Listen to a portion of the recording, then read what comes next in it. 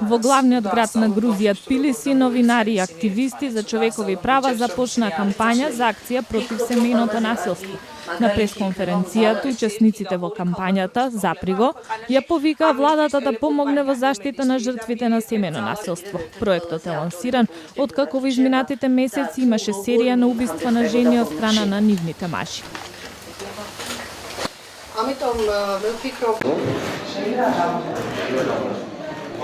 Властите во главниот град на Киргистан Бишкек започнаа со собирање на личните податоци на граѓаните во биометриска дата база, што потоа ќе бидат искористени за нови пасоши и лични карти.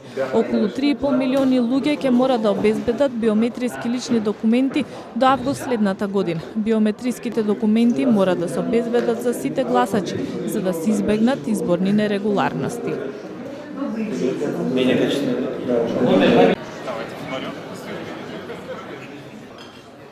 Илјадници луѓе во Алмати, главниот град на Казахстан, добија бесплатни медицински консултации на меѓународниот саем за здравствени услуги. Повеќе од 150 компании од Европа, Азија и Блискиот Исток учествуваат на глобалниот саем за здравје.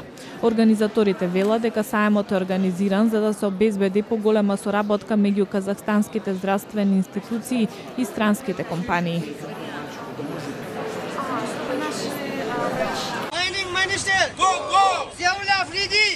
Во северозападен Пакистан, во Пешевар, собствениците на рударски компании протестираат против високите такси кои им ги наметна владата.